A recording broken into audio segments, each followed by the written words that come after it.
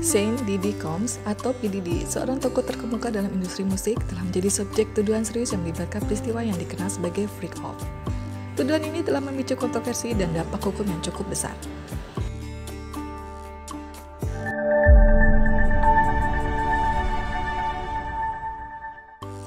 Apa itu freak off? Istilah freak off atau orang-orang aneh merujuk pada pesta-pesta yang sangat kontroversial yang diduga diselenggarakan oleh P. Diddy, yang ditandai dengan aktivitas seksual yang dipicu oleh narkoba yang sering berlangsung selama beberapa hari. Menurut dokumen hukum, acara-acara ini melibatkan pengangkutan pekerja, seks komersial lintas negara bagian dan dalam beberapa kasus internasional. Pesta-pesta ini bukan sekedar pertemuan sosial tetapi acara yang diatur dengan cermat di mana zat-zat terlarang seperti ketamin, ekstasi, dan gamma hidroksibutirat digunakan untuk menjaga agar para peserta patuh dan terkendali. Diddy dilaporkan menggunakan kamera tersembunyi untuk merekam aktivitas di pesta-pesta tersebut tanpa sepengetahuan para peserta. Rekaman-rekaman ini diduga digunakan sebagai alat pemerasan untuk memeras orang-orang agar berpartisipasi lebih lanjut, sehingga menciptakan siklus pelecehan dan kontrol. Arti dibalik freak off atau orang-orang aneh sendiri dikaitkan dengan fetis seksual dan aktivitas seksual yang ekstrem. Acara-acara ini diduga bukan sekedar pertemuan biasa, tetapi dirancang untuk merendahkan dan mengendalikan peserta. Penggunaan narkoba, pemaksaan, dan pemerasan menggambarkan gambaran pelecehan sistematis dengan kedok pesta mewah. Menurut pakar psikologis, kemungkinan P. Diddy mengalami beberapa kondisi kesehatan mental berikut ini. 1. Gangguan kepribadian narsistik atau NPD. Salah satu kondisi yang sering dipertimbangkan dalam kasus yang melibatkan individu terkenal yang menunjukkan pola eksploitasi dan kontrol adalah gangguan kepribadian narsistik atau Narcissistic Personality Disorder (NPD). Orang dengan NPD seringkali memiliki rasa penting diri yang berlebihan, kebutuhan akan kekaguman yang berlebihan, dan kurangnya empati terhadap orang lain. Dugaan penggunaan kekuasaan dan pengaruh Diddy untuk memaksa dan mengendalikan orang lain seperti yang dilaporkan dalam beberapa tuntutan hukum dapat menjadi indikasi sifat-sifat tersebut. Perilaku publiknya seperti kemegahan dan keegoisan yang ditunjukkan dalam video permintaan maafnya baru-baru ini mungkin juga sejalan dengan gejala NPD. 2. Gangguan kepribadian ambang atau BPD. Kondisi potensial lainnya adalah Borderline Personality Disorder atau BPD, yang ditandai dengan ketidakstabilan dalam hubungan interpersonal, citra diri, dan emosi. Individu dengan BPD sering mengalami episode kemarahan, depresi, dan kecemasan yang intens yang dapat berlangsung dari beberapa jam hingga beberapa hari. Sifat hubungan Diddy yang tidak menentu dan mudah berubah, serta tindakannya yang dilaporkan selama kegilaan, mungkin menunjukkan disregulasi emosional yang umum terlibat pada BPD. 3. Gangguan penggunaan zat. Penggunaan zat dapat memperburuk atau memicu kondisi kesehatan mental. Diddy dituduh menggunakan obat-obatan seperti kokain dan oksikodon selama kejadian tersebut. Gangguan penggunaan zat dapat menyebabkan gangguan penilaian, perilaku tidak menentu, dan penurunan kesehatan mental. Penggunaan zat kronis seperti kokain juga dapat menyebabkan paranoia dan agresi. Yang selanjutnya dapat menjelaskan beberapa perilaku yang dilaporkan. 4. Gangguan stres pasca trauma, PTSD. PTSD dapat berkembang setelah terpapar peristiwa traumatis. Meskipun tidak ada catatan publik tentang Diddy yang mengalami trauma yang secara langsung menyebabkan PTSD, stres dan kecemasan akibat situasi hukumnya saat ini dikombinasikan dengan pengalaman masa lalu yang belum diungkapkan, dapat menyebabkan gejala kondisi ini. Gejala seperti kewaspadaan berlebihan, perubahan suasana hati, dan kesulitan mengendalikan emosi umum terjadi pada PTSD dan dapat menjelaskan beberapa perilakunya baru-baru ini. Diddy saat ini sedang diawasi untuk mencegah bunuh diri di pusat penahanan metropolitan di Brooklyn, yang menunjukkan kekhawatiran tentang kesehatan mental dan kesejahteraannya selama masa yang penuh tantangan ini. Tindakan pencegahan ini seringkali digunakan ketika ada resiko yang dirasakan untuk melukai diri sendiri, meskipun hal itu tidak selalu menunjukkan bahwa ia telah didiagnosis dengan kondisi tertentu. Dampak jangka panjang pada kesehatan mental Saint Diddy Combs mengingat pengawasan hukum dan publik saat ini bisa jadi signifikan dan beragam. Meskipun mustahil untuk memprediksi hasil yang pasti tanpa evaluasi psikologis yang komprehensif, beberapa efek jangka panjang yang potensial dapat dipertimbangkan berdasarkan penelitian yang ada pada situasi stres tinggi dan kondisi kesehatan mental yang serupa. 1. Stres dan kecemasan. Paparan stres tingkat tinggi yang berkepanjangan seperti menghadapi tuntutan hukum yang serius, pengawasan publik, dan perhatian media dapat menyebabkan kecemasan kronis. Hal ini dapat terwujud dalam berbagai cara, termasuk kekhawatiran yang terus-menerus, mudah tersinggung, dan kesulitan berkonsentrasi. Pertarungan hukum yang sedang berlangsung dan persepsi publik yang negatif dapat memperparah stresor ini, sehingga menyulitkan Diddy untuk menemukan rasa normalitas dan kedamaian. 2. Depresi. Stres yang terkait dengan pengawasan bunuh diri dan potensi konsekuensi dari masalah hukumnya dapat meningkatkan resiko depresi. Gejala seperti kesedihan yang terus-menerus, kehilangan minat pada aktivitas yang sebelumnya menyenangkan, dan perasaan putus asa umum terjadi pada individu yang mengalami tantangan hidup yang signifikan. Jika perasaan ini terus berlanjut, dapat berkembang menjadi gangguan depresi jangka panjang. 3. Gangguan stres pasca trauma (PTSD). Trauma yang terkait dengan rasa malu di depan umum, tuduhan hukum, dan kemungkinan pemenjaraan dapat memicu PTSD. Gejalanya dapat berupa kilas balik, mimpi buruk, kecemasan berat, dan pikiran yang tidak terkendali tentang peristiwa tersebut. Bagi individu yang sebelumnya tidak pernah mengalami pengawasan ketat dan krisis pribadi seperti itu, risiko PTSD bisa sangat terjadi.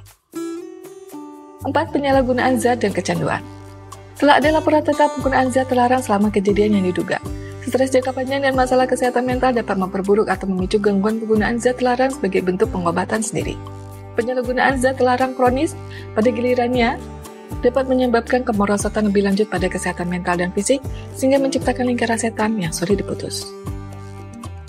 5. Isolasi dan ketegangan hubungan. Masalah hukum yang menjadi sorotan publik dapat menyebabkan isolasi sosial dan hubungan yang tegang dengan keluarga, teman, dan kolega. Hal ini dapat sangat merugikan bagi seseorang menjadi sorotan publik, karena dapat membatasi akses ke sistem pendukung yang sangat penting bagi kesehatan mental. Stigma yang terkait dengan tuduhan dan potensi pemenjaraan dapat semakin memperburuk perasaan kesepian dan isolasi. 6. Dampak pada harga diri dan identitas. Dituduh melakukan kejahatan serius dan kehidupan pribadinya diawasi secara ketat dapat berdampak buruk pada harga diri dan identitas pribadi.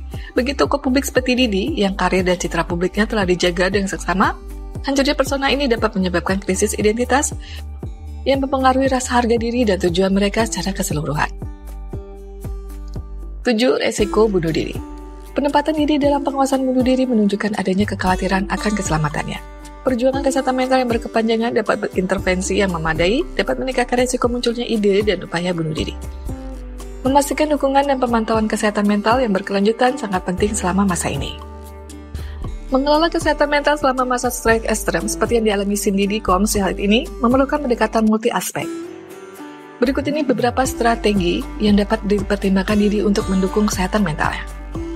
1. Dukungan kesehatan mental. Terlibat dalam sesi terapi rutin dengan profesional kesehatan mental berlisensi sangat penting. Terapi perilaku kognitif atau CBT dapat membantu mengelola kecemasan, stres, dan gejala depresi. Terapis juga dapat menyediakan ruang yang aman untuk memproses emosi dan mengembangkan mekanisme penanganan yang disesuaikan dengan situasi uniknya. 2. Perawatan psikiatri.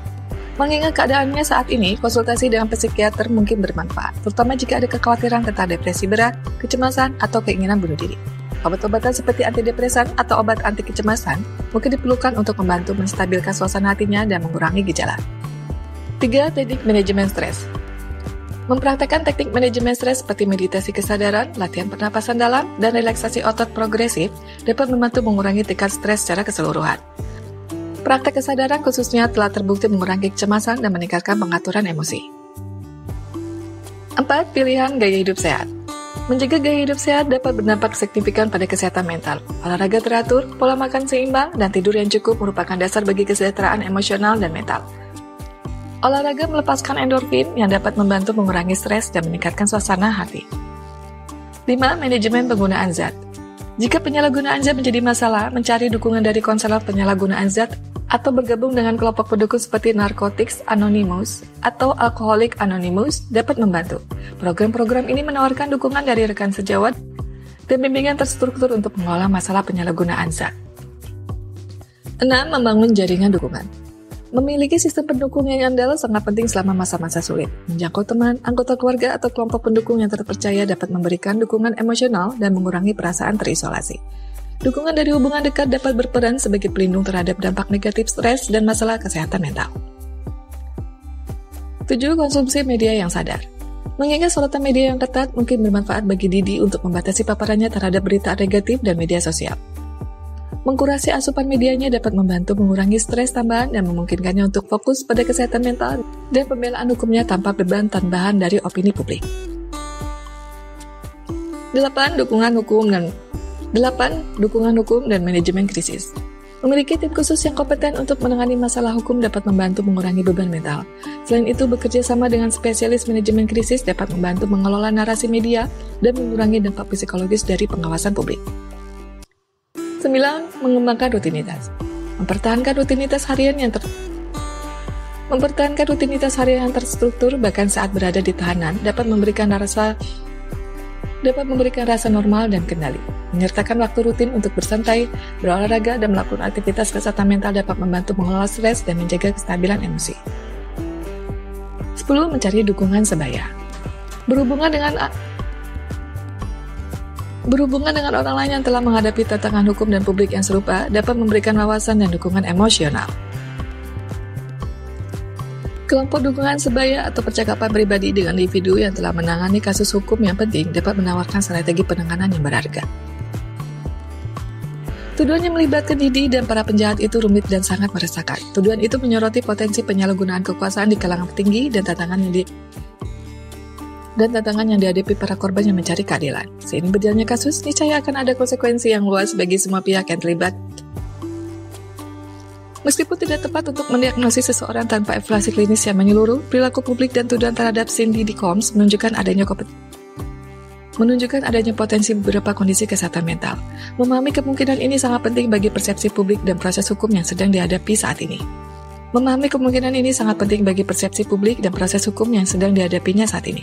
Diharapkan terlepas dari hasil hukumnya, Didi menerima dukungan psikologis yang mungkin dibutuhkannya.